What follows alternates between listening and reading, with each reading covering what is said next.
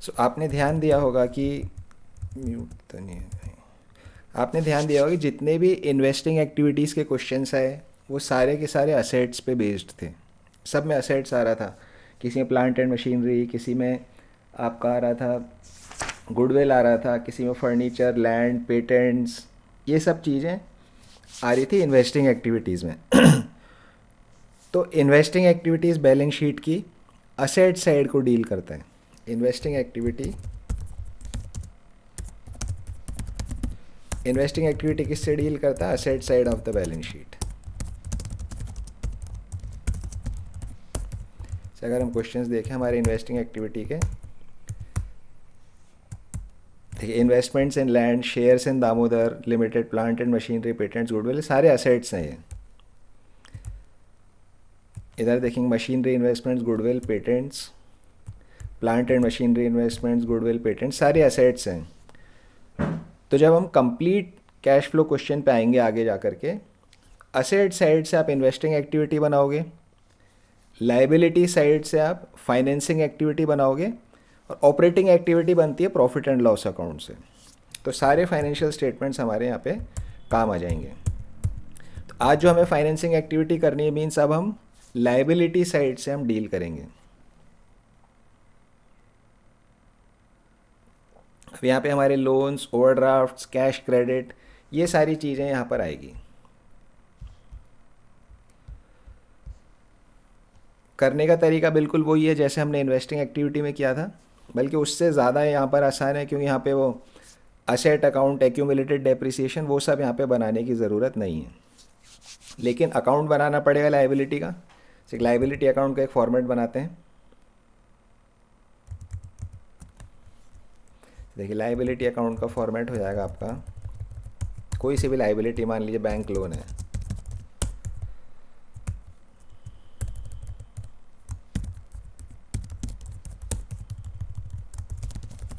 ये आपकी debit side हो गई, ये आपकी क्रेडिट साइड हो गई। दिस इज सीआर साइड, ये आपकी हो गई debit side. Bank loan, bank overdraft, cash credit, कुछ भी लाइबिलिटी है इसी तरह से बनेगा अकाउंट। ओपनिंग बैलेंस लाइबिलिटी है तो क्रेडिट साइड में आएगा, बाय बैलेंस ब्रॉट डाउन। तो क्लोजिंग बैलेंस इसके अपोजिट साइड में आएगा, to balance credit down, by balance brought down, to balance carried down. जब आप नया लोन लेते हो तो जर्नल एंट्री आपकी होती है bank account debit to bank loan account, जब आप नया लोन लेते हो तब bank account debit to bank loan account. तो इसलिए बैंक लोन में क्रेडिट की तरफ आएगा बाय बैंक अकाउंट। ये क्या चीज़ है? New loan taken. जब आपका लोन का बैलेंस एक साल से दूसरे साल में इंक्रीज हो रहा है तो न्यू लोन यहाँ पर आ गया। असेट साइड में नई परचेज थी डेबिट की तरफ, लाइबिलिटी साइड में नया लोन लिया जा रहा है वो क्रेडिट, लाइबिलिटी को बढ़ाएगा। Increase in liabilities is credited, तो यहाँ increase in liability credit side में आ रहा है। जब लोन रीपे करते हैं bank loan account debit to bank, bank loan account debit to bank, तो बैंक लोन में आ जाएगा इस तरफ टू बैंक अकाउंट। ये क्या हो गया? अगर कुछ रीपेमेंट आपने किया है तो फिर इधर टोटल आ जाएगा, ये इधर टोटल है। इसमें डेप्रिसिएशन वगैरह कुछ है नहीं, बस इतना ही फॉर्मेट हमें यूज़ करना पड़ेगा। अगर और कुछ है तो हम और ऐड कर लेंगे, बट मेनली आपका इतना ही फॉर्मेट यहाँ पर यूज़ हो रहा है। तो 4 आइटम है टोटल, 2 इधर हैं, 2 इधर हैं, 3 आपको गिवन होंगे, चौथा आपको निकालना होगा। ये आप लाइबिलिटीज़ साइड के लिए फॉर्मेट यूज़ करोगे। कोई भी लाइबिलिटी हो, बैंक लोन है, ओवरड्राफ्ट है, कैश क्रेडिट है, long term loan, short term loan, किसी भी तरह की लाइबिलिटी है, लाइबिलिटीज से के बेस पे हम फाइनेंसिंग एक्टिविटी को का कैश फ्लो बनाते हैं। सर इसमें ओपनिंग डेबिट में लिखते हैं या क्लोजिंग लिखते हैं डेबिट में? इसमें ओपनिंग क्रेडिट में आएगा क्योंकि एक लाइबिलिटी है। इंक्रीज इन लाइबिलिटी क्रेडिट होता है, जो हमने रूल पढ़ा था क्लास 11th में। Increase in liability is credited, तो इसका ओपनिंग जो है वो इस तरफ है, जहाँ बी डी होता है दैट इज़ ओपनिंग, और जहाँ सी डी होता है दैट इज़ योर क्लोजिंग। तो असेट का बिल्कुल उल्टा है, ओपनिंग आएगा आपका राइट हैंड साइड पे क्रेडिट में, क्लोजिंग बैलेंस आएगा लेफ्ट हैंड साइड पे डेबिट साइड में। चलिए क्वेश्चन देखते हैं, बस और इसमें ज़्यादा कुछ देखने का है नहीं। From the following information calculate cash flow from financing activities. Financing activities से कैश फ्लो हमें यहाँ पे बनाना है। लॉन्ग टर्म लोन्स 2,50,000 था, सॉरी 2 लाख आपका ओपनिंग में है, 2 लाख आपका ओपनिंग में है, 2,50,000 क्लोजिंग में है। ये भी यहाँ पे थोड़ा ध्यान देने वाली बात है कि हम अधिकतर क्वेश्चंस में हम क्या करेंगे, राइट हैंड साइड पे पिछला साल होता है, लेफ्ट हैंड साइड पे करंट ईयर है, ऐसा ही होता है हर जगह। बट यहाँ पे क्वेश्चन में इसने क्या कर दिया, 21 इधर दे दिया, 22 उधर दे दिया। अब ये सिली मिस्टेक कोई भी कर सकता है यहाँ पर, तो ये हमेशा ध्यान रखना है कि ऊपर हेडिंग में पिछला साल किस तरफ लिखा हुआ है, सीधा राइट हैंड साइड पे लिखा हुआ है, लेफ्ट हैंड साइड पे लिखा हुआ है, ताकि हमसे गलती ना हो। So long term loan opening में 2 लाख था, क्लोजिंग में 2,50,000 था। तो हम अकाउंट ड्रॉ कर लेते हैं, long term loan account, zoom कर लेते थोड़ा सा। Long term loan account, balance brought down 2 lakh opening के अंदर, 2,50,000 क्लोजिंग के अंदर। ओपनिंग और क्लोजिंग दोनों हमने यहाँ पे डाल दिए। During the year company repaid a loan of 1 lakh. Adjustment आ गया, क्योंकि एडजस्टमेंट है तो बिना अकाउंट बनाए काम चलेगा नहीं, सीधा सीधा माइनस प्लस से आप नहीं कर सकते थे। देखो यहाँ देखते तो आपको क्या दिख रहा है, अगर सिर्फ माइनस प्लस करोगे तो 50,000 का नया लोन लिया गया है, बट वो कंक्लूज़न आपका गलत होएगा। रीपेड अ लोन 1 लाख का है, रीपेमेंट हम लिखेंगे, रीपेमेंट आता है इधर डेबिट की तरफ 1 लाख, रीपेमेंट 1 लाख आ गया। अब हम इसको यहाँ से हटा देते हैं। सो डेबिट का टोटल इज़ 350, क्रेडिट का टोटल इज़ 2 लाख। क्रेडिट की साइड कम है, क्रेडिट में मिसिंग है, नया लोन जो लिया वो यहाँ पर मिसिंग है, तो विच इज़ 1,50,000। तो एक लोन लिया और एक लोन लौटाया, दोनों को मिला करके नेट इम्पैक्ट 50,000 का यहाँ पे आ रहा है। लेकिन अकाउंट बनाए बगैर वो चीज़ मालूम नहीं पड़ती है कि भाई कुछ लिया था कुछ लौटाया था, इसलिए जब भी एडजस्टमेंट होगा बिना अकाउंट बनाए आपको नहीं करना है, डायरेक्टली सॉल्व। अब यहाँ में दोनों चीज़ दिख गई, एक लोन लिया हुआ है 150 का, 1 लाख का चुकाया हुआ है, दोनों को हम लिख देते हैं यहाँ पे। Repayment of term loan -1 lakh, receipt of long term loan is 1,50,000। एक लोन चुका दिया, एक रख लिया। नेट कैश यहाँ पे 50,000 का में मिल गया, इसको बोलते हैं कैश जनरेटेड। कल सारे हमारे क्या आ रहे थे, यूज्ड आ रहे थे, क्योंकि असेट्स में मोस्टली आपके यूज्ड ही आएंगे। इन्वेस्टिंग में वहाँ पैसा जाता है, हम पैसा वहाँ पे इन्वेस्ट करते हैं, तो पैसा खर्च होता है वहाँ पे, इसलिए यूज्ड अधिकतर आएगा वहाँ पे। यहाँ पर हम पैसा लेते हैं, सोर्स होता है पैसा, या मोस्टली आपका प्लस में आएगा balance, cash generated from financial activities. अधिकतर टाइम पे प्लस में आएगा, नॉट नेसेसरी कि हमेशा प्लस में आएगा, बट अधिकतर यहाँ पे प्लस में आएगा। किसी साल में अगर लोन का रीपेमेंट हुआ है ज़्यादा तो माइनस में भी आ सकता है। ये हो गया आपका cash generated from financing activities. Question 33 पे चलते हैं। From the following information calculate cash flow from financing activities. पिछले साल के बैलेंसेस दिए, नए साल के दिए हुए। एडिशनल इन्फॉर्मेशन इंटरेस्ट पेड का है यहाँ पे। फर्स्ट से स्टार्ट करते हैं। इक्विटी शेयर कैपिटल 9 लाख था, 10 लाख हो गया। इसके अंदर कोई भी एडजस्टमेंट नहीं है, तो सीधा माइनस करके हमें यहाँ पर इसको चेक करना है। तो अगर हम इसको माइनस करके देखते हैं तो 1 लाख का शेयर कैपिटल यहाँ पर इंक्रीज़ हो रहा है। तो इंक्रीज़ हो रहा है, this a cash inflow from financing activity. हम इसे इनफ्लो के अंदर नोट कर लेते हैं। रिसिप्ट फ्रॉम शेयर कैपिटल या इशू ऑफ शेयर्स आप कुछ भी लिख सकते हो, 1 lakh rupees. Receipt from share capital 1 lakh rupees. Next क्या है, सिक्योरिटी प्रीमियम रिजर्व 2,50,000 से 260 हो गया। तो सिक्योरिटी प्रीमियम रिजर्व ये भी तो जब हम शेयर्स इशू करते हैं तब हमें मिलता है पैसा, जब प्रीमियम पे इशू होता है। कैश मिलता है वहाँ पे बैंक अकाउंट में आप एंट्री डालते हो, तो ये भी हमारा कैश फ्लो स्टेटमेंट में आएगा। 250 प्लस 10,000 260, तो ये receipts of security premium reserve 10,000 rupees. दोनों चीज़ें प्लस में आएगी क्योंकि यहाँ पर पैसा हमें मिल रहा है। तीसरा 12% डिवेंचर्स, 1,50,000 के थे, 1 लाख के यहाँ पर रह गए। नीचे का तो इंटरेस्ट से रिलेटेड है, इसका मतलब इसमें कोई एडजस्टमेंट नहीं है, कोई अकाउंट बनाने की ज़रूरत नहीं है, सीधा सीधा हमें दिख रहा है 50,000 का यहाँ पर आउटफ्लो हुआ है, रीपेमेंट हुआ है डिबेंचर्स का, रिडेम्पशन हुआ है डिबेंचर्स का। Repayment of 12% debentures minus 50,000। Last है interest paid on debentures, debentures पे 18,000 का इंटरेस्ट पे किया गया है, सो विच इज़ माइनस 18,000, इसको भी हम यहाँ पर लिख देंगे। सबको जोड़ेंगे तो 42,000 का आपका cash generated from financing activities. Cash आपको यहाँ पर इंक्रीज हुआ, आपके पास में जो कैश था वो बढ़ गया यहाँ पे 42,000 रुपये। तो सिक्योरिटी प्रीमियम रिजर्व में ध्यान रखना है कि ये आपका शेयर्स इशू के जैसी ही है, इससे आपको पैसे मिल रहे हैं। अभी आगे क्वेश्चंस आएंगे, उनमें general reserve, workman compensation reserve, वो सारे रिजर्व्स भी आएंगे, बट वो रिज़र्व अलग चीज़ है। जनरल रिज़र्व में अगर आप पैसा बना रहे हो तो वहाँ कुछ कैश नहीं मिल रहा आपको।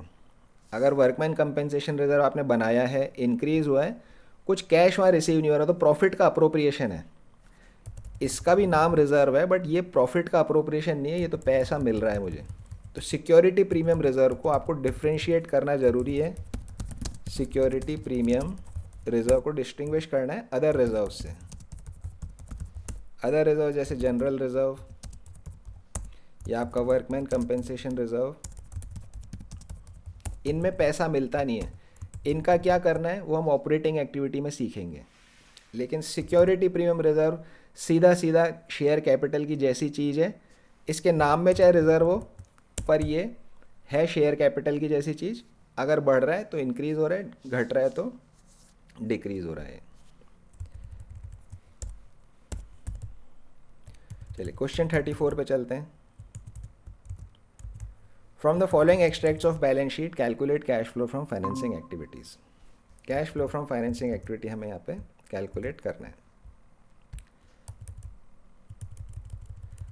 3-4 आइटम हमें यहाँ दिए गए हैं, share capital, preference share capital, debenture redemption reserve, 12% debentures.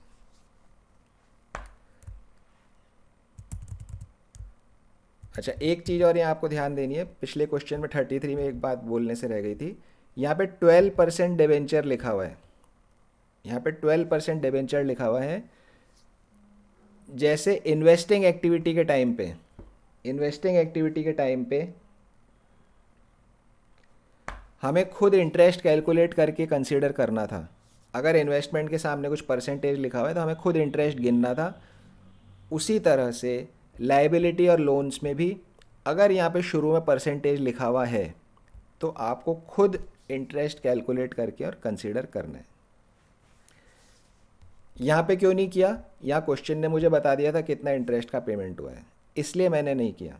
Interest paid on debentures question ने सीधा सीधा मुझे यहाँ पे बता दिया था। अगर आप कैलकुलेट करके देखोगे, ओपनिंग पे कैलकुलेट करते हैं, 1,50,000 का 12% 18,000 होता है, तो मुझे कैलकुलेट करने की ज़रूरत नहीं पड़ी। बट यहाँ अगर ये लाइन ना होती, अगर एडिशनल इन्फॉर्मेशन नहीं होती, तब भी हम 18,000 का आउटफ्लो यहाँ पर मेंशन करते। चलिए क्वेश्चन 34, 4 आपको आइटम्स दिए गए, नीचे कुछ एडिशनल इन्फॉर्मेशन है, इसे हम सॉल्व करते हैं। क्वेश्चन नंबर 34,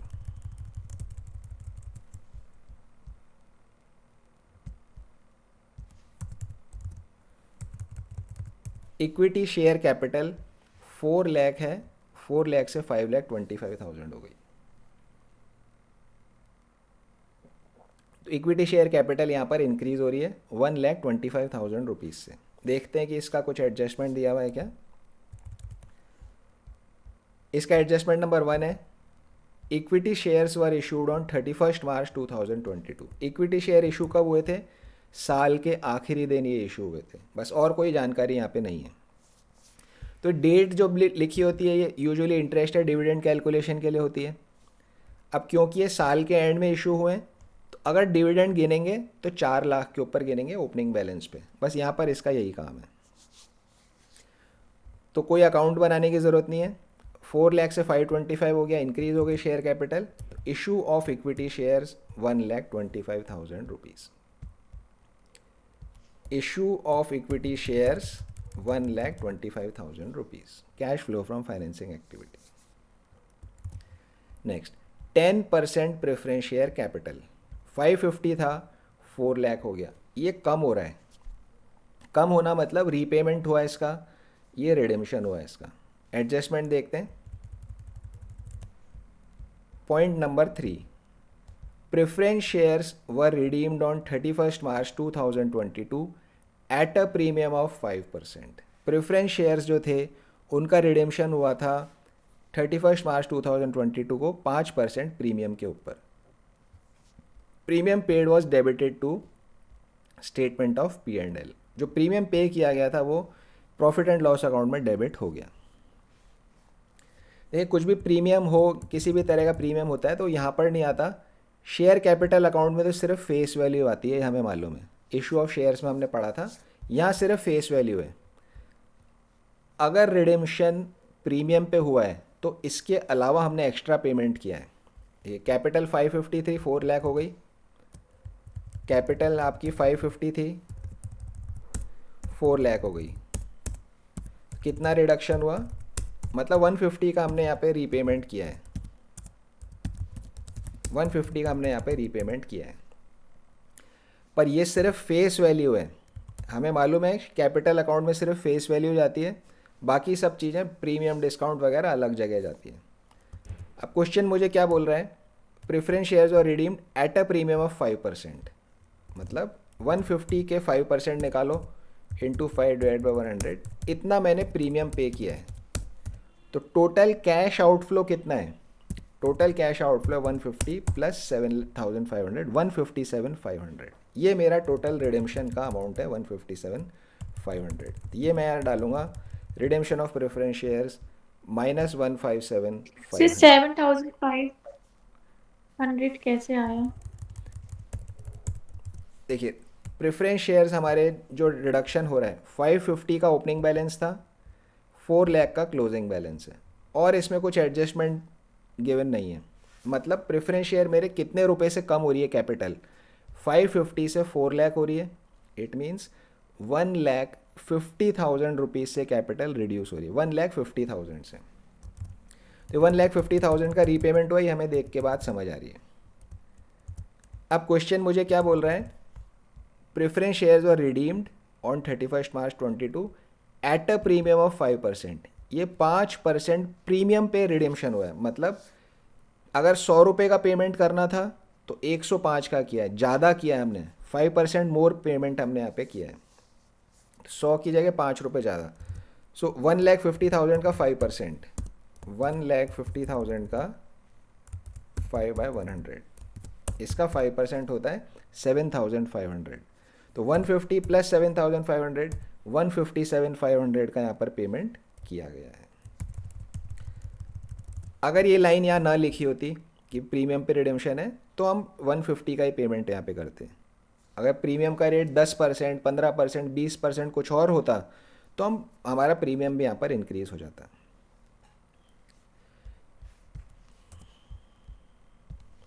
ये जो इसने लास्ट लाइन लिखी है, premium paid was debited to statement of P&L, इसका यूज़ यही है कि आपको समझ आ जाए कि जो प्रीमियम पेमेंट है वो उसका मूवमेंट यहाँ नज़र नहीं आ रहा, बैलेंस शीट में नज़र नहीं आ रहा, वो तो हमने P&L में डाला था और इसका कोई यहाँ पर यूज़ नहीं है।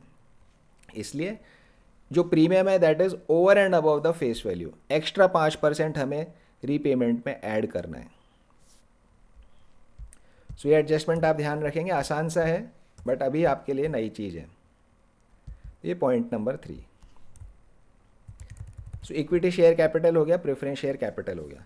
नेक्स्ट आ गया हमारा debentures redemption reserve. Debenture redemption reserve 1 lakh था, 1 लाख ही है। यहाँ पर हमारा कोई एडजस्टमेंट भी इसके लिए नहीं है, तो हमें इसका यहाँ पर कुछ भी करने की ज़रूरत नहीं है। और वैसे भी रिज़र्व है, रिज़र्व बनता है प्रॉफिट्स में से, रिज़र्व बनता है प्रॉफिट में से, अप्रोप्रिएशन होता है सिर्फ।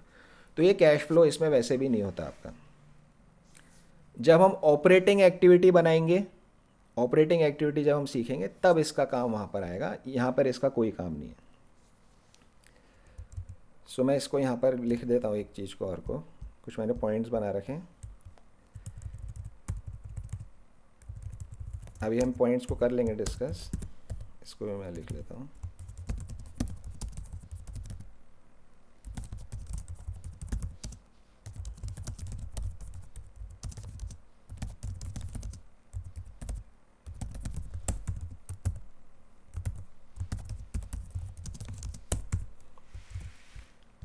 चलिए ये हमारा हो गया। नेक्स्ट आ गया 12% डिवेंचर्स। 12% डिवेंचर्स 3 लाख के थे, 4 लाख के यहाँ पर हो गए हैं।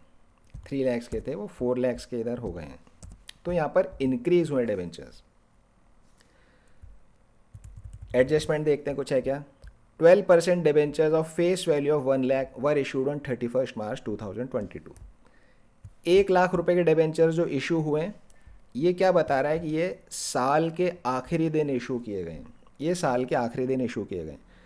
31 मार्च को मैं बैलेंस शीट बना रहा हूँ, उस दिन जो इशू हुए हैं डिबेंचर, उस पर कोई इंटरेस्ट मुझे देने की ज़रूरत नहीं है, उस पर इंटरेस्ट देने की ज़रूरत नहीं है। इसलिए ये जो 12% इंटरेस्ट दिया जाएगा, ये सिर्फ ओपनिंग बैलेंस 3 लाख पे दिया जाएगा, बाकी 1 लाख पे इंटरेस्ट देने की यहाँ ज़रूरत नहीं है। ओपनिंग बैलेंस 3 लाख पे इंटरेस्ट दिया जाएगा। तो इंटरेस्ट पे भी आएंगे, पहले डिबेंचर इशू का 1 लाख डाल लेते हैं।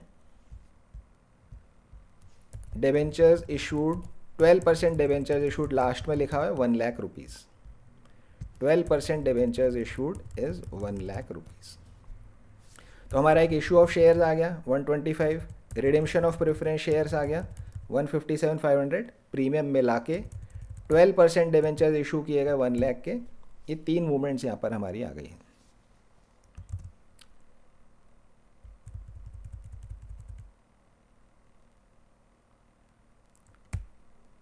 नेक्स्ट आ जाते हैं हम इसके बाद। Equity shares are issued on 31 March 2022, इसे हम अभी, इसका काम हो गया, इसकी अब ज़रूरत नहीं है। नेक्स्ट आ गया interim dividend on equity shares was paid at the rate of 15%। Dividend का मीनिंग हमने कल डिस्कस किया था। इंटरिम डिविडेंड कौन सा होता है, जो ड्यूरिंग द ईयर पेमेंट होता है। इक्विटी शेयर्स पे 15% का इंटरिम डिविडेंड पे करना है, विच इज़ 15%। तो इक्विटी शेयर्स मेरे पास कितने के हैं, ये 4 लाख के। 4 लाख का 15%, 4 लाख का 15% कितना हुआ, 60,000। 60,000 का हमने यहाँ पर इंटरिम डिविडेंड पे कर दिया, 60,000। Interim dividend paid 60,000। 4 lakh multiply by 15, इसको हटा देते हैं यहाँ से। 4 lakh multiply by 15 divided by 100। तो ये हमारा हो गया यहाँ पे।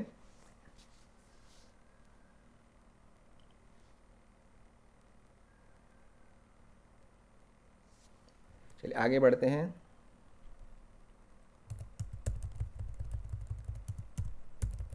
Redemption of preference shares, point number second हमारा हो गया है। Point number 4, 12% debentures of face value of 1 lakh were issued on 31 मार्च। 31 मार्च को ये इशू किए गए थे। तो ये हमारा इंटरेस्ट कैलकुलेशन के लिए था।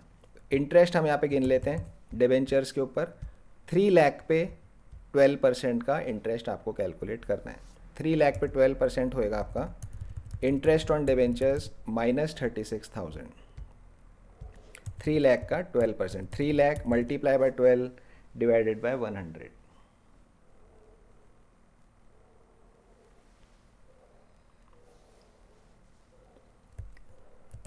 नेक्स्ट पॉइंट पे चलते हैं। नेक्स्ट पॉइंट आ गया हमारा प्रेफरेंस शेयर्स का डिविडेंड। देखो इक्विटी शेयर पे अगर डिविडेंड दिया जा रहा है, प्रेफरेंस शेयर्स का मीनिंग हमने क्या समझा था, प्रेफरेंस शेयर्स वो होते हैं, प्रेफरेंस शेयर्स वो होते हैं which has preference of payment of dividend over equity share. जिनको इक्विटी शेयर से पहले प्रेफरेंस मिलता है डिविडेंड पेमेंट के अंदर। तो अब क्वेश्चन मुझे क्या बोल रहा है कि इक्विटी शेयर पे डिविडेंड पे हुआ है, इक्विटी शेयर्स पे डिविडेंड पे किया पॉइंट नंबर 2 के हिसाब से। अगर इक्विटी शेयर पे डिविडेंड पे हुआ है इसका मतलब प्रेफरेंस पे तो हुआ ही होगा, क्योंकि उसको पे किए बगैर इक्विटी पे आप पे कर नहीं सकते। इसलिए प्रेफरेंस शेयर्स के ऊपर भी हमें यहाँ पर डिविडेंड पेमेंट करना होगा। तो 550 के ऊपर 10% का पेमेंट करेंगे ओपनिंग बैलेंस के ऊपर। 550 के ऊपर 10% हम गिनेंगे माइनस 55,000 है। 5,50,000 का 10% हो जाएगा माइनस 55,000। सो सब चीज़ हो रही है, देखो कैपिटल की मूवमेंट भी ली जा रही है और इंटरेस्ट डिविडेंड आपको अपनी मर्जी से खुद कैलकुलेट करना है। इक्विटी शेयर कैपिटल में इंक्रीज़ हुआ, प्रेफरेंस शेयर कैपिटल में डिक्रीज़ हुआ, डिबेंचर्स में इंक्रीज़ हुआ। तो तीन चीज़ तो ये हो गई और इनका तीनों का डिविडेंड और इंटरेस्ट भी आपका हो गया। डिविडेंड और इंटरेस्ट, देखिए डिविडेंड और इंटरेस्ट समझने के लिए एक और बात समझनी पड़ेगी। मान लीजिए डिबेंचर्स हैं, एक फाइनेंशियल ईयर है 1 अप्रैल 2021 से लेकर के 31 मार्च 2022। साल के शुरू में डिबेंचर्स थे 1 लाख के, साल के एंड में हो गए 2 लाख के। कैसे हो गए 2 लाख के? हमने यहाँ पे डिबेंचर्स कुछ इशू किए थे 1 नवंबर 2022 को 1 लाख के इशू किए थे, इसलिए 1 लाख तो थे, 1 लाख और हो गए 2 लाख यहाँ पर हो गए। अब आप थोड़ा सोच कर देखिए, पुराने चैप्टर को याद करिए। अगर ये पार्टनरशिप का चैप्टर होता, इंटरेस्ट ऑन कैपिटल आपको कैलकुलेट करना होता। मान लीजिए कैपिटल है, डिबेंचर नहीं है, कैपिटल है, तो मेमोराइज करिए कि इंटरेस्ट ऑन कैपिटल आप किस तरह से कैलकुलेट करोगे।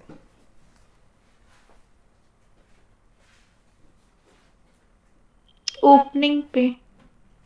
किस तरह से करोगे?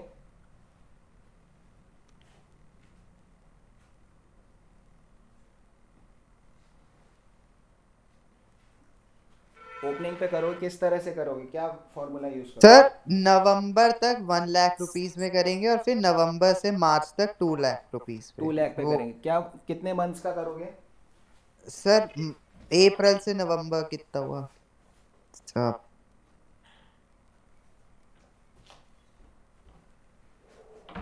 8 महीने का सर। 8 महीने का। उसके आगे सर जैसे 1 लाख इंटू सपोज 10% इंटरेस्ट है तो 1 lakh into 10/100 into 8/12 plus 2 lakh into 10/100 into 4/12। Okay, बिल्कुल ठीक है। क्या और भी कोई फॉर्मूला इसमें यूज हो सकता था?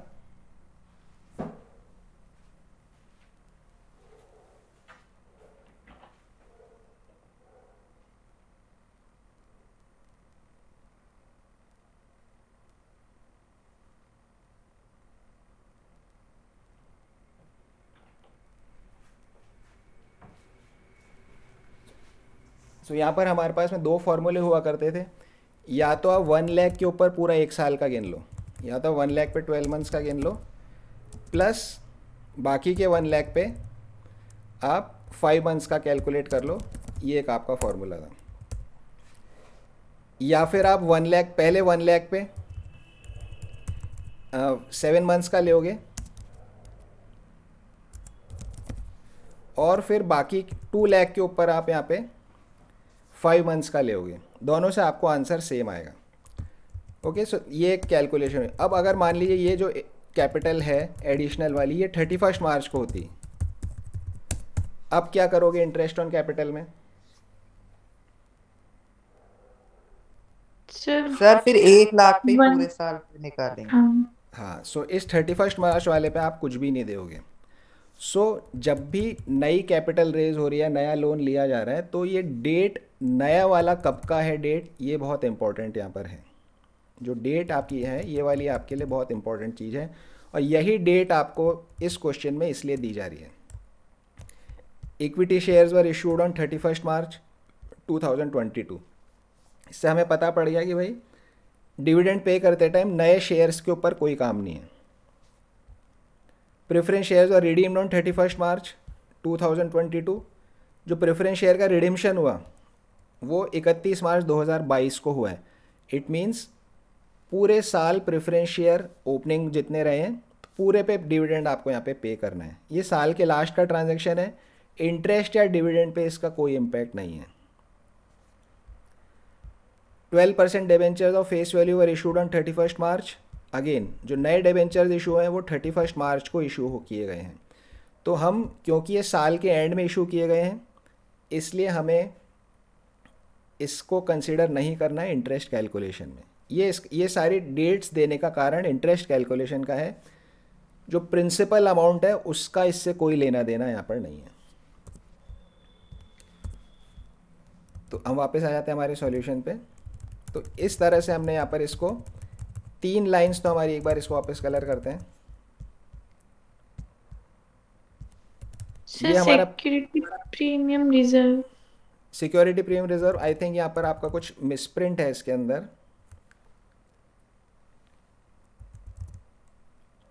ये यहाँ पर नहीं आएगा, ये शायद कहीं और का होगा। ये यहाँ पर नहीं आएगा। तो हम इसको कलर करते हैं। ये हमारा मेन प्रिंसिपल अमाउंट का है, ये हमारा मेन प्रिंसिपल अमाउंट का है, और ये हमारा यहाँ पर ये प्रिंसिपल अमाउंट का है। 3 चीज़, और बाकी 3 चीज़ आपकी जो है वो इंटरेस्ट और डिविडेंड के फ्लो से रिलेटेड चीज़ है।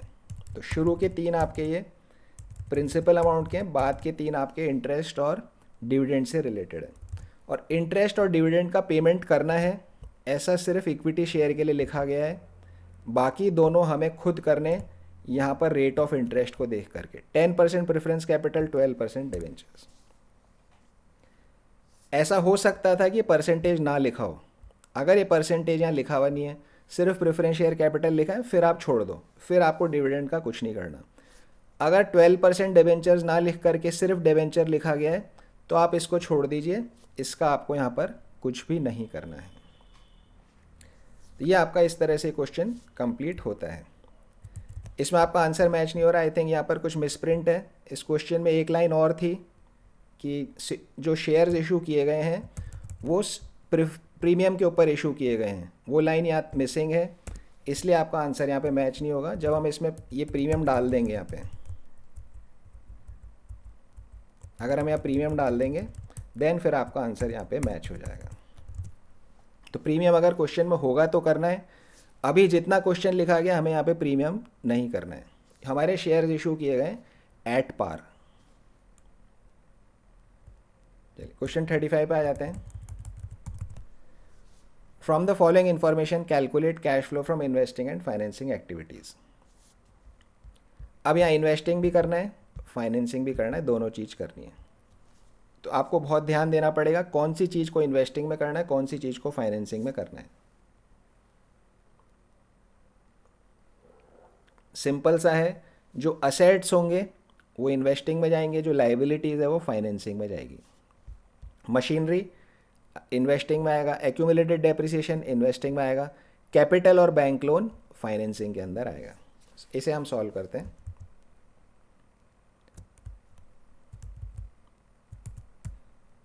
क्वेश्चन 35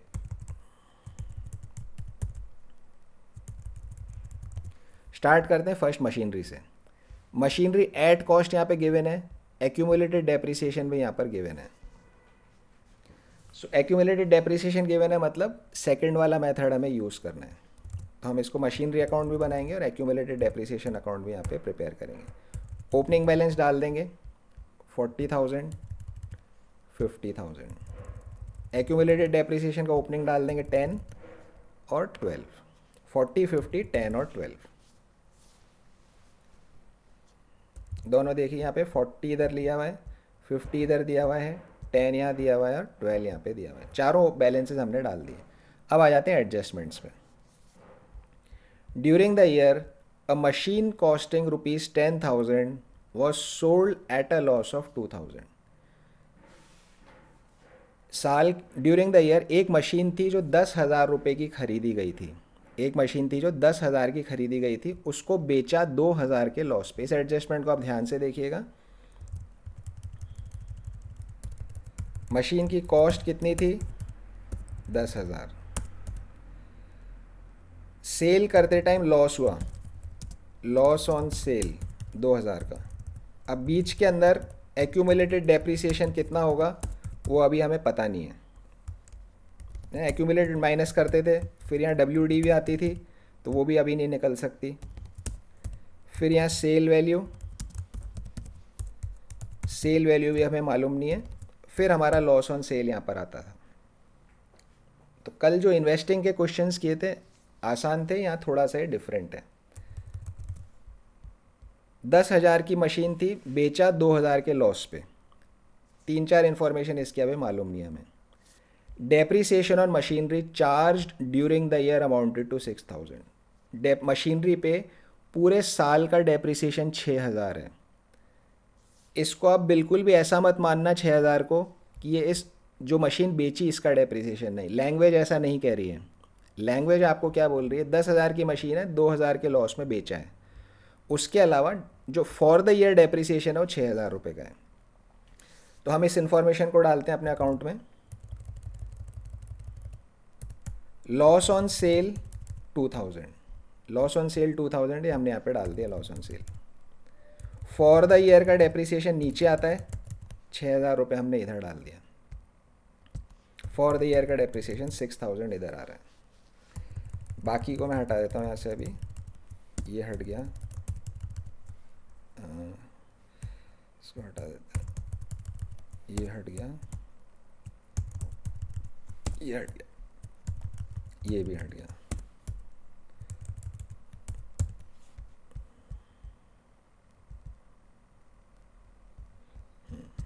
ये इस तरह से आपका अकाउंट बन रहा है। Opening balance, closing balance machinery का, opening balance, closing balance depreciation का, loss on sale 2,000, by depreciation 6,000। और इधर इंफॉर्मेशन हमें ये सारी मालूम नहीं है।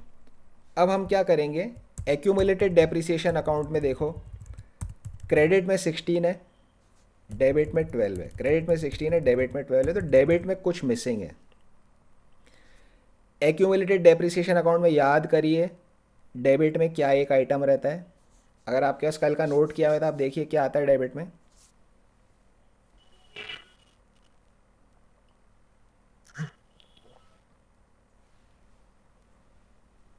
अगर आपके पास नोट किया हुआ तो आप देखिए।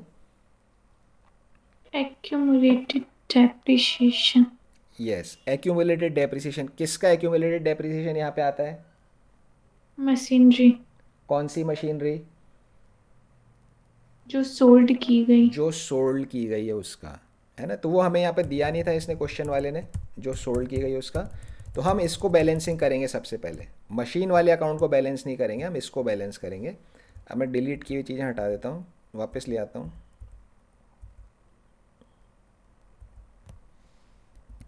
ओके, सो ये हमारी यहाँ पर आ गई। अभी ये बाकी फिगर्स हटा देते हैं यहाँ से, ये हट गया और ये यहाँ से हमारा हट गया। एक्यूमुलेटेड डेप्रिसिएशन 4,000 हो जाएगा। 16 और यहाँ 12 था, -4। एक्यूमुलेटेड डेप्रिसिएशन 4,000 का यहाँ पे हमें मिल गया है। इस सेम फिगर को हम ऊपर भी लिखते हैं एक्यूमुलेटेड डेप्रिसिएशन में, तो 4,000 रुपये हमारा यहाँ पर भी आ गया। दोनों जगह हमें लिखना है। अब ये डेप्रिसिएशन वाला अकाउंट तो मैच हो गया, 16,000 ये हमारा इधर आ गया 4,000। अब हम इसका कैलकुलेशन को पूरा कर लेंगे। इस 10,000 की मशीन पे एक्यूमुलेटेड डेप्रिसिएशन अगर 4,000 था, इसका मतलब इसकी WDV थी 6,000 रुपये की। 4,000 था तो 6,000 की इसकी WDV है। अगर 2,000 का लॉस करना है तो कितने में मशीन बेची है बताइए? 4,000. 4,000। तो फिर ये मशीन 4,000 की यहाँ पर बेची गई है। तो अब हमें सेल वैल्यू मिल गई 4,000 की, इसको हम यहाँ पर डाल देंगे 4,000। ये 4 आ गया। एक्यूमुलेटेड डेप्रिसिएशन हम डाल चुके हैं। अब मेरे पास में क्रेडिट साइड के सारे आइटम आ गए, इधर डेबिट के सारे आ गए। 60 - 40 इस 20, वो मेरा यहाँ पे न्यू परचेज है मशीनरी का न्यू परचेजेज है। पूरा एडजस्टमेंट एक बार वापस समझते हैं। ये सारे कलर यहाँ से वापस हटा देता हूँ।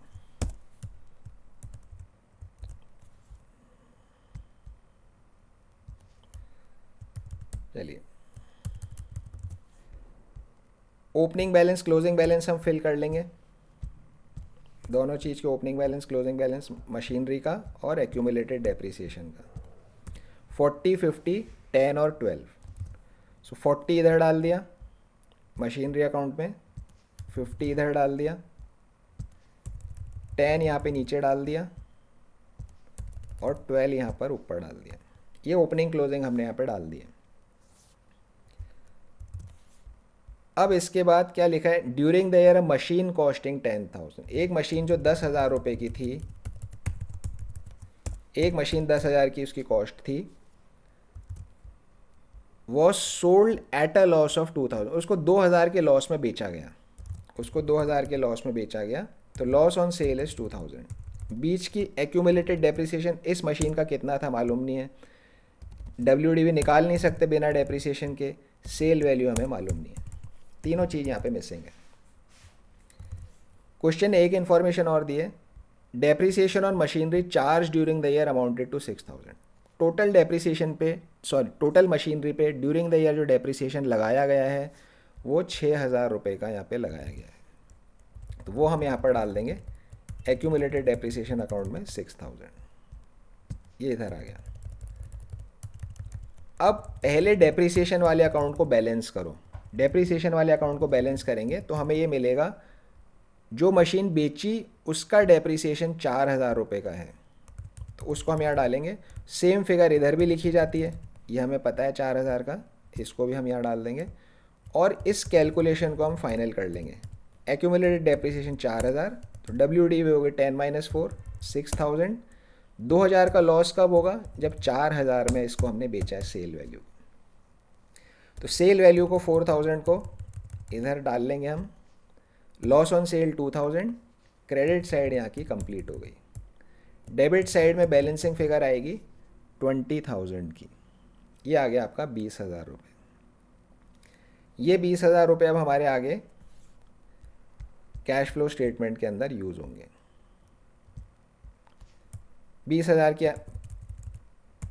के एसेट्स हमने परचेज किए हैं, तो investing activity purchase of machinery -20,000, purchase of machinery -20,000 investing activity. Machine बेची भी है 4,000 की, सेल ऑफ मशीन से आपको आ गया 4,000 रुपीज़। तो ये इन्वेस्टिंग एक्टिविटी बन गई हमारी, -20 + 4 माइनस का 16,000 इन्वेस्टिंग एक्टिविटी हो गया। फिर आगे कैपिटल में फाइनेंसिंग में जाएंगे, बट यहाँ तक किसी को कुछ डाउट इस क्वेश्चन में? No sir. दक्ष को कुछ डाउट इसमें? No sir. वाणी को कुछ डाउट है? No sir. ओके, सो ये ध्यान रखना है, इस एडजस्टमेंट को आप अंडरलाइन करके रख लीजिए अपनी बुक में, ये एग्ज़ाम के दिन रिवाइज करने का है। सो एग्ज़ाम के दिन ऐसा नहीं होता कि आप पूरी बुक लेके बैठ जाओ रिवाइज करने के लिए। जब आप अभी पढ़ रहे हो या आप रिवीजन करोगे तो आपको पता है कि यार कौन सी चीज़ मैं भूल सकता हूँ, कौन सी चीज़ याद रहती है। जो चीज़ आपको लगता है कि एग्ज़ाम के दिन देखने की है उनको मार्क करते जाओ, उनको मार्क कर। ये चीज़ हमने जब सेशन शुरू हुआ था हमारा तब भी हमने डिस्कस करी थी, जो आपको लगता है रिवाइज करने की चीज़ें उनको आप मार्क करते जाओ। फिर जब आपके स्कूल में इंटरनल एग्ज़ाम्स होते हैं, आप बीच बीच में रिवाइज भी करते रहते हो, तो कुछ चीज़ें बार बार रिवाइज कर करके आपको याद हो जाती है, तो उनके मार्क हटा दो। तो फाइनल एग्ज़ाम के दिन सिर्फ वही चीज़ें बचेगी रिवाइज करने के लिए जो आपको मार्क्ड है। तो आपकी एग्जामिनेशन डे की स्ट्रेटेजी बिल्कुल रेडी है कि भाई मुझे इतनी चीज़ें देखनी है एग्ज़ाम वाले दिन, और ये तरीका आपको हर सब्जेक्ट में फॉलो करना चाहिए। चलिए अब आगे बढ़ते हैं। कैपिटल है हमारी 30,000 थी, 35,000 हो गई, इंक्रीज़ हो गई। कैपिटल का कोई एडजस्टमेंट नीचे है नहीं। बैंक लोन 10,000 था, 0 रह गया, इसका भी कोई एडजस्टमेंट यहाँ पे नहीं है, तो सिंपल प्लस माइनस करेंगे। Issue of capital 5,000 financing activity में, repayment of bank loan minus का 10,000 फाइनेंसिंग एक्टिविटी। पहला क्वेश्चन हमने किया है जिसमें इन्वेस्टिंग फाइनेंसिंग दोनों साथ साथ आ रहे हैं, तो इस तरह से आपको दो अलग अलग ब्लॉक्स बनाने। एक बार इन्वेस्टिंग एक्टिविटी के इन्वेस्टिंग में डालो, इसका कैश फ्लो अलग से कैलकुलेट करो। इसमें कैश यूज्ड इन है, यूज हो रहा है इन्वेस्टिंग में। कैश फ्लो फ्रॉम फाइनेंसिंग का अलग बनाओ, इसके अंदर भी हमारा यूज़ हो रहा है, इसमें भी हमारा प्लस में नहीं है, माइनस में ही है। क्यों? क्योंकि यहाँ बैंक लोन का रीपेमेंट हुआ है। तो ये आपका मेन हो गया वर्क, और बाकी आपका नीचे मशीनरी अकाउंट और एक्यूमुलेटेड डेप्रिसिएशन अकाउंट हो गया। और साथ में एक ये वर्किंग भी आपको वर्किंग नोट में देनी है, मशीनरी सेल की वर्किंग। चलिए क्वेश्चन 35 हो गया है। Question number 36, from the following information calculate cash flow from operating and investing. इसे हम छोड़ देते हैं अभी, क्योंकि ऑपरेटिंग एक्टिविटी हमने अभी किया नहीं है। 37 पे आ जाते हैं। जलको limited provide the following information calculate net cash flow from financing activities. Okay, equity share capital साल के शुरू में 10 लाख है, साल के एंड में 12 लाख है, 2 लैक्स। 12% डिवेंचर्स साल के शुरू में 1 लाख है, साल के एंड में 2 लाख है, तो यहाँ भी 1 लाख रुपीज़ आ गया। एडजस्टमेंट देखते हैं, एडजस्टमेंट किस किस का है। Interest paid on debentures 19,000, debentures पे जो इंटरेस्ट पे किया गया वो 19,000 का है। डिविडेंड पेड 50,000 का है। ड्यूरिंग देयर जलको limited issued bonus share. Okay, equity, ये क्वेश्चन आप पढ़ोगे, इक्विटी शेयर कैपिटल का क्या एडजस्टमेंट करोगे आप बताइए।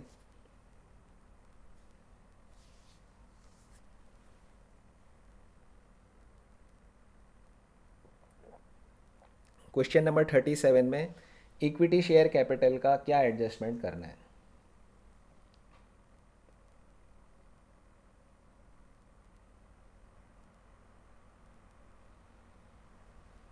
जो फाइनेंसिंग एक्टिविटी हम बनाएंगे तो इक्विटी शेयर कैपिटल का क्या लिखेंगे। +2 lakh।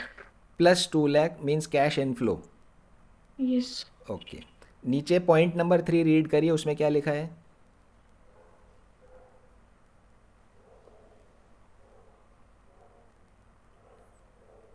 रीड करिए एक बार, ये बोल सर ये बोनस शेयर क्लोजिंग पे वो करना है कैलकुलेट या ओपनिंग पे? आप सोचिए क्या होना चाहिए।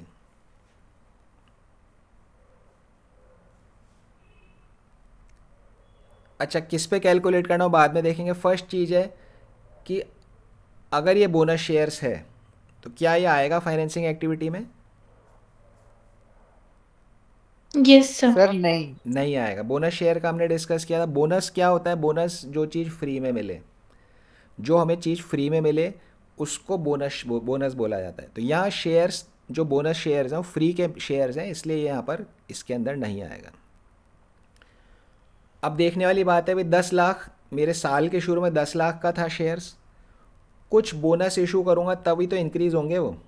10 लाख रुपए के शेयर पे बोनस इशू किया तो 12 के हो गए, तो क्लोजिंग पे अगर गिनूंगा तो फिर 12 से और बढ़ने चाहिए, वो जो कि बात है नहीं। कि बोनस शेयर इशू करो तो इंक्रीज़ भी तो दिखना चाहिए। इसका मतलब वो ओपनिंग के ऊपर इशू किए गए। अगर 12 लाख पे मैं इशू करता तो इशू किए गए कहाँ, फिर बैलेंस शीट में दिख ही नहीं रहे। तो ओपनिंग के ऊपर मैंने बोनस शेयर्स इशू किए हैं। एक डाउट ये क्लियर हो गया।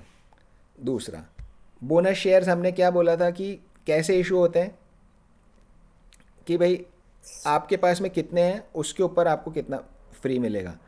तो फ्री चीज़ हमेशा ऐसा, आप दुकान में कहीं पे शर्ट खरीदने जाते हो तो ऐसा किस तरह से होता है भाई, आप एक चीज़ लोगे एक फ्री मिल जाएगी आपको, या 2 आइटम खरीदोगे एक फ्री मिल जाएगा, 3 आइटम खरीदोगे एक फ्री मिल जाएगा, 5 खरीदोगे एक फ्री मिल जाएगा। तो फ्री चीज़ इस तरह से कैलकुलेट करी जाती है। 10 आइटम खरीदोगे तो एक फ्री मिल जाएगा आपको। तो ये तरीका है। यहाँ बोनस शेयर किस तरह इशू हो रहे हैं, 5:1, हर 5 शेयर पे एक शेयर फ्री मिलेगा। हर 5 शेयर पे एक शेयर फ्री मिलेगा। अब आप कैलकुलेट करके देखिए कितने फ्री होंगे शेयर्स। सर 2 लाख। 2 लाख। 10 लाख थे, हर 5 शेयर पे एक शेयर फ्री मिल रहा है, तो 10 लाख को 5 से डिवाइड करेंगे हम। 10 लाख को 5 से डिवाइड करेंगे कितना आएगा, 2 लाख। 2 लाख इंटू 1, यहाँ पे 12 लाख हो गया। थोड़े 2-3 एग्जाम्पल और बना लेते हैं इसके। 10 लाख रुपए है, यहाँ पर 5:1 के अंदर दिया जा रहा है। तो 10 लाख को हम 5 से डिवाइड करेंगे, डिवाइड बाय 5, तो 2 लाख आएगा। इंटू 1 करोगे तो 2 लाख रुपए के शेयर यहाँ बोनस हो गए। अगर यहाँ 5:2 होता तो 5 से डिवाइड करते, फिर 2 लाख इंटू 2, 4 लाख यहाँ पे आता, तो 4 लाख के बोनस शेयर होते, तो वहाँ 10 के बाद 12 की जगह यहाँ पे 14 लाख हो जाता। अगर यहाँ पे मान लीजिए 1:1 है, हर एक शेयर पे एक बोनस फ्री, तो हम क्या करेंगे, 10 लाख डिवाइड बाय 1, पूरा 10 लाख ही आएगा, इंटू 1, तो 10 लाख रुपए के शेयर्स बोनस इशू होंगे यहाँ पे। 10 लाख प्लस 10 लाख, या फिर उस केस में 20 लाख की कैपिटल यहाँ पर आती। और एक बना लेते हैं 10:2, 10:2 तो वही हो जाएगा, 10:4 बना लेते हैं। हर 10 शेयर पे 4 शेयर फ्री, तो पहले हम क्या करेंगे, 10 लाख डिवाइडेड बाय 10 कितना आ गया, 1 लाख, इसको मल्टीप्लाई करेंगे 4 से, तो यहाँ पे आ गया 4 लाख। 4 लाख रुपए के बोनस शेयर्स हम यहाँ पर इशू करेंगे, तो 10 + 4, 14 लाख यहाँ पर आना चाहिए था। ये तरीका है बोनस कैलकुलेशन का। बोनस शेयर फ्री के होते हैं तो कोई कैश यहाँ पर नहीं मिलेगा। अब इस क्वेश्चन को थोड़ा सा हम बदल देते हैं। बोनस शेयर्स 5:1 है, देखिए ये ओपनिंग कैपिटल है 10 लाख, क्लोजिंग कैपिटल है 12 लाख, ये तो हमारे क्वेश्चन में दिया हुआ है। फिर हमें क्वेश्चन ने लिखा है कि bonus shares were issued at 5:1, closing capital यहाँ मुझे मिल रही है 20 लाख। क्या करेंगे कैश फ्लो में? सर 8 लाख सर प्लस कर प्लस देंगे। 8 लाख। प्लस 8 लाख कैसे निकाला आपने? सर क्योंकि 2 लाख के बोनस शेयर थे, और तो 20 लाख माइनस 12 लाख 8 लाख। 8 लाख के नॉर्मल इशू है, कैश के अगेंस्ट इशू है ना। तो आपका दोनों का आंसर अच्छा आंसर है, पर ये ध्यान रखना है आपको, ये एडजस्टमेंट बुक के क्वेश्चंस में कहीं है नहीं शायद, पर इस तरह का एडजस्टमेंट यहाँ पे बन सकता है। ऐसा नहीं कि बोनस लिखा हुआ देख लिया तो बस सीधे वे सारे बोनस हैं, ऐसा नहीं। आपको इस रेशियो के हिसाब से देखना पड़ेगा कि कितने बोनस हुए, कितने बोनस। अगर मैच हो जा रहा है तो फाइन, सारे बोनस हैं, लेकिन अगर मैच नहीं हो रहा तो इट मीन्स जो एक्स्ट्रा पैसे हैं वो नॉर्मल अगेंस्ट कैश इशू हैं, कंसिडरेशन कैश के अंदर हुआ है, वो कैश फ्लो में आएगा। सो यहाँ पर हमारा इसके अंदर तो बोनस है, इसलिए इक्विटी शेयर कैपिटल का हमें कुछ करना नहीं है कैश फ्लो में। दूसरा सर हाँ जी सर ये पैसे बढ़ते कैसे हैं? मतलब अगर पब्लिक से ले ही नहीं रहे तो बढ़ कैसे रहे हैं? पब्लिक से नहीं लिए तो बढ़ कैसे रहे? ओके, सो हमारे पास में रिजर्व्स होते हैं, रिजर्व्स को हम क्या करते हैं, कैपिटलाइज कर देते हैं। मान लीजिए मेरे पास में रिजर्व्स हैं 5 लाख के, 5 लाख रुपए के रिजर्व्स हैं, और शेयर कैपिटल जो ये है यही वाली है, तो 2 लाख के बोनस शेयर मुझे इशू करने हैं। मैं क्या करूँगा, इन रिजर्व्स को कैपिटलाइज कर दूंगा। रिजर्व का क्रेडिट बैलेंस होता है, कैपिटलाइज करते टाइम मैं इसको रिजर्व्स अकाउंट डेबिट टू जो आपकी नई शेयर इशू होगी शेयर कैपिटल अकाउंट, तो 2 लाख रुपए के यहाँ पर आपके आ जाएंगे। एक हमने टॉपिक किया था सिक्योरिटी प्रीमियम रिजर्व के यूजेस, जो मैंने आपको बोला था थ्योरी के हिसाब से बहुत इंपॉर्टेंट टॉपिक होता है। ध्यान है आपको टॉपिक? यस सर, वो कैपिटल Yes. रिजर्व है वाला। ना। हाँ, उसके अंदर था लिखा हुआ कि it can be used for issuing fully paid bonus shares. तो फुली पेड बोनस शेयर जब आप अगर उससे इशू कर रहे हो तो वो हम उसको यहाँ पे डेबिट कर देंगे। तो बेसिकली रिजर्व से पैसा निकल के और कैपिटल में चला जाता है, रिजर्व में कम हो जाता है, कैपिटल के अंदर जा कर के वो बढ़ जाता है। तो ये डिबेंचर्स हमारे यहाँ पे 1 लाख से 2 लाख हो गए, इसको हम हमारे कैश फ्लो में डालेंगे। क्वेश्चन 37,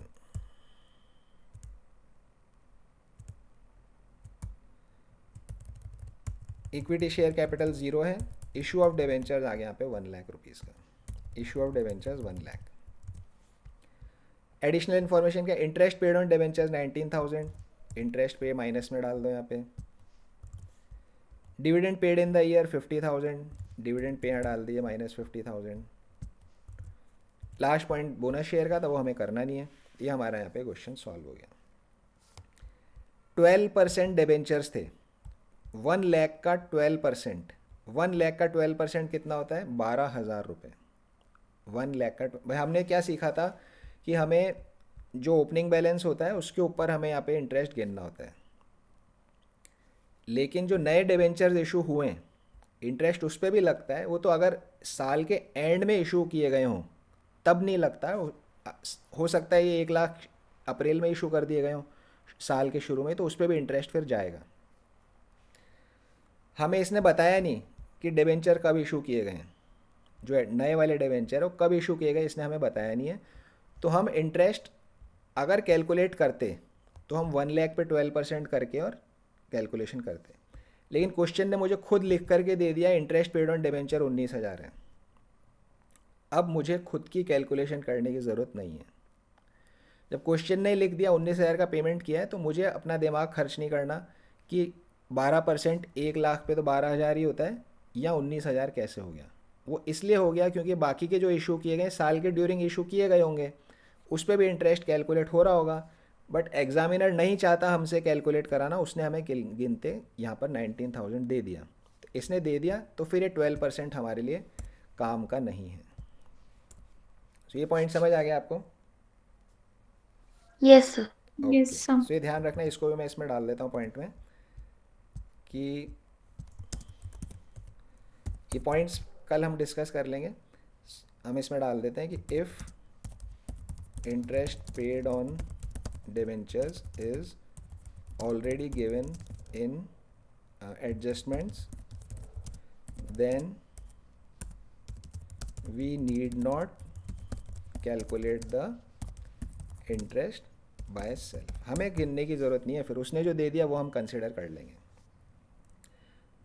तो ये पॉइंट 7 और 8 तो अभी हमें समझ में आएगा, बाकी पॉइंट्स भी हमें समझ आ चुके हैं। जैसे बोनस इशू कंसिडर नहीं करना है, यहाँ पे आ गया, और premium on issue of share अगर है तो उसको कंसीडर करना ज़रूरी है, ये पॉइंट यहाँ लिखा गया है। Prepare loan account wherever required, जैसे आज का जो फर्स्ट क्वेश्चन किया उसमें लोन अकाउंट बनाया था। Any interest dividend etcetera paid should also भी कंसिडर्ड, इंटरेस्ट डिविडेंड को भी कंसिडर करना, ये पॉइंट यहाँ पे लिखा गया है। 2 पॉइंट और है वो हम कल डिस्कस करेंगे। इन्वेस्टिंग एक्टिविटी में क्या मेन पॉइंट्स थे? जो use 2 types of format for asset account, asset account के 2 तरह के फॉर्मेट हैं, वो आपको ध्यान रखना, उनको यूज़ करना है। Calculate income from investments when ever the interest rate is mentioned in the name of investment. Investment के नाम में अगर इंटरेस्ट रेट गिवन है तो आपको इंटरेस्ट इनकम खुद निकालनी है। If there is a decrease in goodwill, अगर गुडविल डिक्रीज हो रही है then it is due to amortization and not due to sale. वो अमोर्टाइजेशन के कारण है, वो सेल नहीं है, उससे कोई कैश फ्लो नहीं होगा। तो ये मेन पॉइंट्स हैं जितने क्वेश्चंस के, उसमें यही 3-4 पॉइंट थे। फाइनेंसिंग एक्टिविटी के 2 पॉइंट रहते हैं, ये हम आगे क्वेश्चंस में डिस्कस करेंगे। तो क्वेश्चन 37 हो गया है। 38 में अगेन ऑपरेटिंग एक्टिविटी है, ऑपरेटिंग करने के बाद करेंगे। 2 क्वेश्चन हमारे यहाँ पे छूटे हुए हैं, 38 छूटा हुआ है और 36 यहाँ पर हमारा छूटा हुआ है। इसके अलावा इन्वेस्टिंग और फाइनेंसिंग के सारे क्वेश्चंस हो गए हैं। अब हम कल से ऑपरेटिंग एक्टिविटी स्टार्ट करेंगे। ऑपरेटिंग एक्टिविटी का जो प्रोसीजर है थोड़ा सा लेंदी होता है, 2-3 स्टेप्स में किया जाता है, तो हम स्टेप बाय स्टेप कल से क्वेश्चन नंबर 5 से स्टार्ट करेंगे। 1 से 4 हमारा पहले हो गया था, 1 से 4 टाइप ऑफ एक्टिविटी था, तो नेट प्रॉफिट बिफोर टैक्स से ऑपरेटिंग एक्टिविटी से हम कल स्टार्ट करेंगे। आज की क्लास हम क्लोज करते हैं।